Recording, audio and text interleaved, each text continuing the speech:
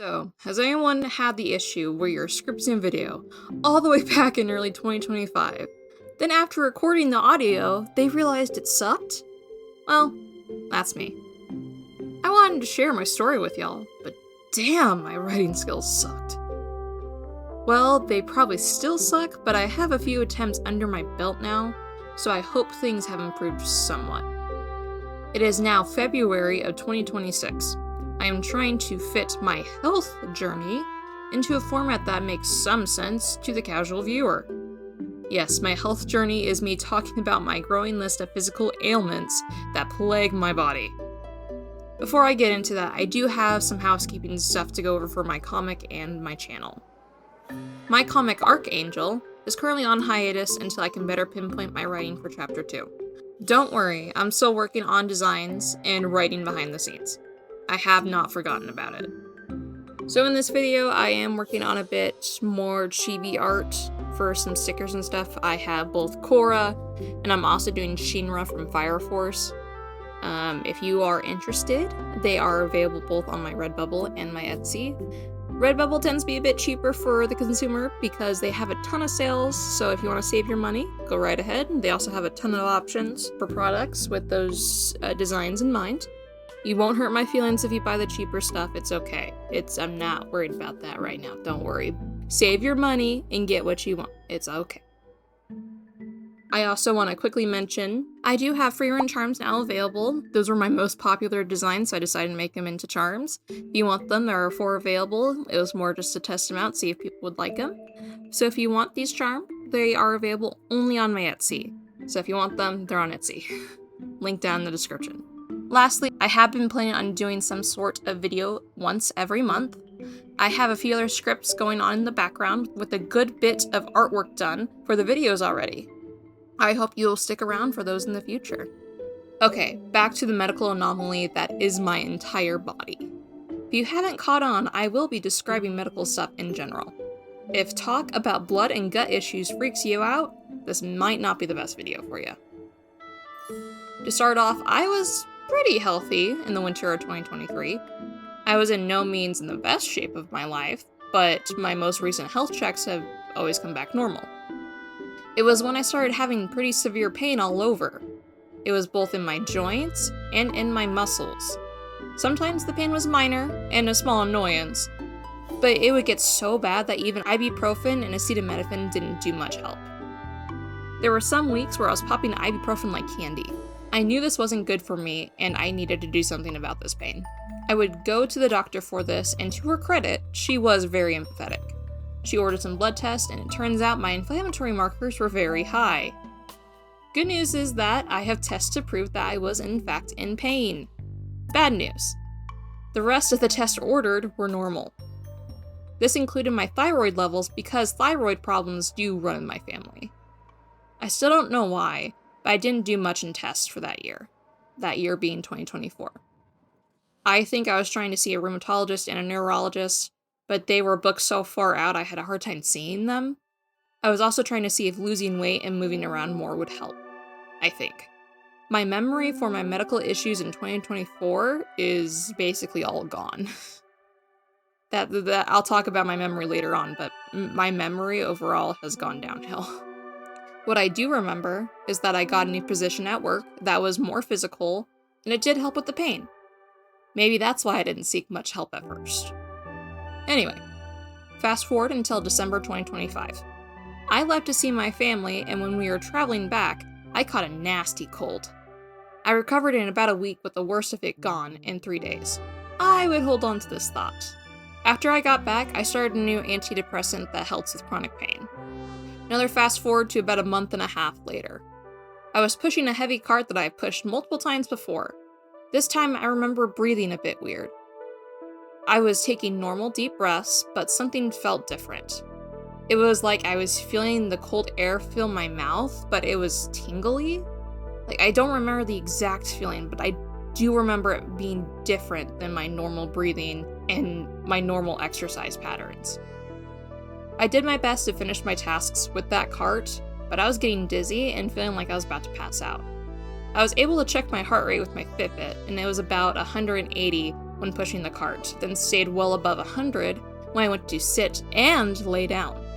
Luckily, my coworkers were there and made me lay down after I told them I wasn't feeling well. My heart rate stayed over 100 beats per minute after laying down for over 30 minutes. If any of you are medical professionals, you probably know that that's not a good sign. I went to urgent care a day or two later, and the nurse practitioner told me that it was most likely vertigo due to the fluid in my ears, and because I got the slightest bit of dizziness when I moved my head side to side. The nurse practitioner suggested trying vestibular therapy. Sure, why not? For those who don't know vestibular therapy, it is physical therapy where they kind of retrain. It's kind of where they retrain the canals in your ears so you don't get dizzy as often. I know that's not the best explanation, but it's a pretty simple one to get the point across.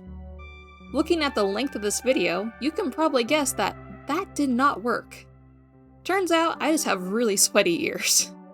The physical therapist even said I didn't have the hallmarks for vertigo, so I went back to work and tried my best to work with the dizziness. Things continued to get worse, so I went to a different urgent care and got a bunch of blood tests done. These new tests showed high inflammation markers like the previous one, but not much else was different. Luckily, I had a rheumatologist appointment set up for the next week. I go in and I see the doctor, hoping to get some answers about my pain. This dude told me I had fibromyalgia and basically said that my dizziness and breathlessness I was experiencing was not his problem, and to see my primary care. This doctor also said that yoga and Tai Chi would be good for pain. While this statement is usually true, it is said so often to people with chronic pain that it becomes annoying at best and enraging at worst. This dude would also try to get out of his chair every time he finished answering a question, acting like he didn't give me a life-altering diagnosis. I'm going to have just a few questions if you give me a life-altering diagnosis. Just a few. I'm not a medical expert by any means, but this was some real bullshit. I was experiencing pain, and now I had a new symptom that might be related, and you just brush it off? What the hell, dude? That's not okay. So, I went back to my primary care, and I told her I did not like him. Fortunately, she had someone better in mind, and had me go make an appointment with that new rheumatologist. In the meantime, I took a leave of absence from work. At this point, because the symptoms weren't getting better, and because they were still so bad overall, I demoted myself and took a lower paying position because it was more sitting than the previous job. Walking, bending over, and standing were the biggest triggers of my symptoms. It sucked, and I was worried that I wouldn't be able to work for much longer. No words can describe how stressed I was, not to mention how stressed my husband was. He was so worried about me and our finances. We could theoretically live off his salary, but it would be very difficult for us. During this leave of absence, it was when my sister-in-law mentioned POTS that I started to think. I had a coworker that suffered with POTS, and because of that, I already knew about POTS. I looked up different ways to do at-home tests for POTS and came across the NASA lean test, and another test that makes you lie down and stand up after a period of time. In both of these tests, you need to lie down for about 10 minutes to get a baseline heart rate. Then stand, or lean, for about another 10 to 15 minutes and measure how much your heart rate increases. If it increases a lot, like about 30 beats per minute, then POTS is likely. I want to explain POTS real quick. POTS, or postural orthostatic tachycardia syndrome, is when the body cannot regulate its heart rate when going from a relaxed position to an upright one. POTS is one of the many different forms of dysautonomia. Dysautonomia is the dysregulation of the autonomic nervous system. Dysautonomia regularly affects the heart rate, blood pressure, and digestive tract. You may not realize it, but every time you stand up, your body reacts automatically by constricting the blood vessels and increasing your heart rate to send blood that was in your legs back up to your heart and your head. This may not be the most accurate example, but it shows you when your autonomic nervous system doesn't work right, things get screwy really fast. At this point, I knew something was wrong, and dysautonomia was the most likely issue. I called my doctor back up and got an appointment with her. I explained my little at-home test, and she did a very similar test, but she also was checking my blood pressure. My heart rate didn't jump the mythical 30 beats per minute, which is the criteria for diagnosing POTS, but it did jump around 20 beats per minute, and my blood pressure dropped. My doc advised me to get salty. No, seriously, that is what she said. She advised me to up my salt and fluid intake, and when I did, I started feeling a ton better. I still wasn't able to do a ton of exercise, but I was able to start living my life again. This was at the end of the leave of absence where I demoted myself, and I was at least working again. One less stressor, at least. It was a whole other story about going back to work, though. I can't get much into it for fear of my NDA rearing its ugly head, but enough to say it was a process. It was about 2 months later, and it was about July of 2025, when I went to my appointment with the new rheumatologist that my primary care doctor really liked. Turns out, my doctor was right, and this rheumatologist was very thorough. This doctor ordered new blood tests and x-rays, but in the meantime she told me that she thought my pain condition, not the dizziness, was called palindromic rheumatism. This is where pain can get worse with time, but it goes away for a bit. Then it will come back. It is like cycles of high inflammation that decrease with some time and then increase again. However, this condition has the tendency to lead into rheumatoid arthritis, which I am already at risk for. This doctor wasn't too sure about my dizziness, though. She knew I had tests from my cardiologist in the meantime to hopefully sort those out. However, this would push me into not doing her test for a long time. I still have yet to get the blood work and the x-rays done. Procrastination at its finest. I also have new insurance that should hopefully pay for all the blood tests now. Fingers crossed. For my cardio test, I had a Holter monitor, an echocardiogram, and a tilt table test. The Holter monitor showed my increased heart rate, but no concerning rhythms. The echo was also completely normal. The tilt table test was the big boy here. We were all thinking dysautonomia by this point. POTS was sort of out of the question, because my heart rate didn't jump as much, as well as my blood pressure would drop just a bit in my primary care's office. We all hoped that the tilt table test would show something, and it did. I wasn't supposed to eat or drink 12 hours before the test. I was already getting used to drinking a lot more water, and drinking Powerade each day for my electrolytes. Not eating or drinking was horrible for me. As soon as I woke up, I could feel my brain fog and dizziness start. At the hospital, the poor nurse struggled to get an IV in me because I was so dehydrated. 2 different nurses tried to find a good vein with ultrasound, but that didn't work either. They had to give me a 24-gauge IV. That's the smallest needle they have, and it was the only way they were able to get anything in. It sucked, but it didn't suck as much as the actual test. The actual test had me lying flat. The blood pressure cuff was alright at this time, but it was getting really tight. When they moved me to the 70-degree upright position, I was fine at first, but that damn blood pressure cuff was getting really tight now. It was getting so tight that it was abnormally painful. The nurse tried switching it out and got similar painful results. About 10 minutes into the 70-degree position, I started sweating bullets and feeling sick. My gut also felt like it was about to explode, but somehow I managed to stay conscious and not make my pants a different color. I was feeling so weak that I could barely talk, but the nurse needed information from me. I don't remember when my body figured itself out again, but eventually it did. I stopped sweating and eventually started dozing off. I was happy to nap, still almost upright, especially after waking up so early to do this nasty test. I would later hear from the nurse that this nap was a sign of exhaustion, and it was noted in my chart. My cardiologist would read the test results and say it was more vasovagal syncope. Vasovagal syncope isn't always related to dysautonomia, but it was pretty obvious that my case was. He didn't say that, but everything else has me to believe it is dysautonomia. I have also read some articles that call vasovagal syncope one of the many types of dysautonomia. So I could just have a random vasovagal syncope response, or I truly have dysautonomia. I am almost certain it's the latter. There's also orthostatic hypotension. That's when the blood pressure drops when upright. As of today, this is the most likely suspect. This test result has been good in a lot of ways. I'm glad to have a name to something that has affected me so badly for this past year. However, I now have to go back and really focus on getting my test done for my rheumatologist. We will need to see if these conditions are caused by the other or if they are 2 different, separate conditions. In the meantime, I will continue to deal with my dysautonomia.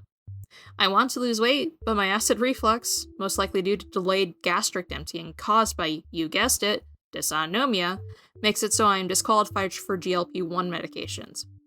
But I also need to eat something each day so I don't pass out due to low blood sugar. Also a dysautonomia issue. The gastric issues get worse too. Not only do I have acid reflux, I get diarrhea and constipation within the same 12 hours. Make it make sense. The gas is also nasty. Trying to work in an open office and having to run to the bathroom every hour or so is not fun. I can't stand for too long anymore, which makes me sad, because my mom wants to go to Disney World one last time before her health gets so bad. But I'm not sure how well I can do on that trip.